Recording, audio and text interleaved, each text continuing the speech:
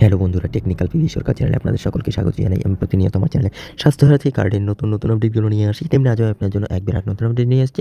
স্বাস্থ্যসাথী কার্ডের চিকিৎসায় কড়া রাজ্য সরকার কী সেই কড়া পদক্ষেপ নিল, বিস্তারিত জানতে পুরো ভিডিও দেখুন। পুরো ভিডিও না দেখলে কিছু বুঝতে পারবেন না, তাই পুরো ভিডিও দেখার অনুরোধ রইল আপনাদের সকলের কাছে। তাই দেরি না করে ভিডিওটিকে শুরু করছি। ভিডিওটি ভালো লাগলে লাইক করবেন, কমেন্ট করবেন, বন্ধুদের সঙ্গে শেয়ার করবেন এবং আমার চ্যানেলে নতুন হয়ে থাকলে চ্যানেলটিকে সাবস্ক্রাইব করবেন। ধন্যবাদ, পাশে থাকবেন।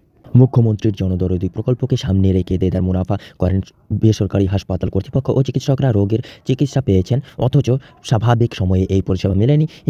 এটাই ধরে ফেলে নবান্ন। তারপর এখন মৌরসি পাট্টা ভাঙতে উদ্যোগী হতে চলেছে। ডিসপ্লে বোর্ড লাগাতে মৌরসি পাট্টা চলবে না। স্বাস্থ্যসাথী কার্ডে রোগী পরিষেবা পান বাংলার মানুষজন, আর তা নিয়ে কোনো অনিয়ম বরদাস্ত করবে না রাজ্য সরকার। তাই এবার নিয়ম আরও করা হচ্ছে। আমজনতার সুবিধা দিতেই এই নিয়ম কার্যকর করা হচ্ছে। এবার থেকে বেসরকারি হাসপাতাল, নার্সিংহোমগুলিকে বসাতে হবে ডিসপ্লে বোর্ড, এমনই নির্দেশ জারি করেছে রাজ্য সরকার। তাহলেই রোগীরা দেখতে পাবেন হাসপাতালে স্বাস্থ্যসাথী কার্ডের জন্য কোটি বেড আছে। এমনকি এই ডিসপ্লে বোর্ডের আপডেট করতে হবে। রোগী স্বাস্থ্যসাথী কার্ডে ভর্তি হলে বেড সংখ্যা আপডেট করতে হবে, আর রোগীদের জানাতে হবে স্বাস্থ্যসাথী কার্ড থাকলে কী কী পরিষেবা মিলবে। রাজ্য সরকার বেসরকারি হাসপাতালগুলির ক্ষেত্রে এই নিয়ম বাধ্যতামূলক করেছে। রোগীর পরিবারের পক্ষ থেকে অভিযোগ, স্বাস্থ্যসাথী কার্ড থাকলেও অনেক পরিষেবা মেলে না। বেসরকারি হাসপাতাল, নার্সিংহোম নানা রকম যুক্তি দেখায় ভর্তি নেওয়া হয় না রোগীকে। তাতে দুটি সমস্যা দেখা দেয়। এক, চিকিৎসা না পেয়ে রোগী মারা যায় পথেই। দুই, ঘর বাড়ি বিক্রি করে চিকিৎসা করিয়ে সর্বশান্ত হন রোগীর পরিবার। এবার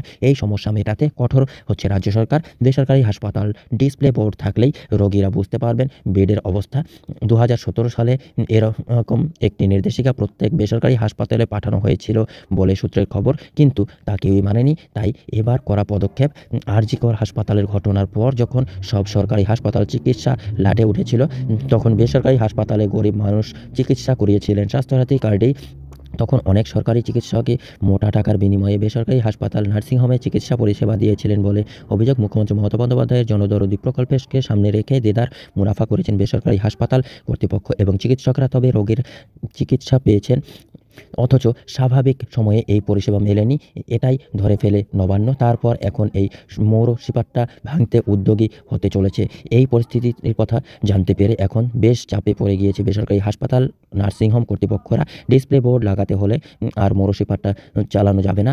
এই বিষয়ে পিয়ারলেস হাসপাতাল সিইও সুদীপ্ত মিত্র বলেন, আমাদের ইতিমধ্যে স্বাস্থ্যসাথী হেল্প ডেস্ক আছে, এখানে রোগীর পরিবারের সদস্যরা খোঁজ খবর নিতে পারেন। আমরা এখন সরকারি বিজ্ঞপ্তির জন্য অপেক্ষা করছি, সেটা দেখে পরবর্তী সিদ্ধান্ত নেওয়া হবে।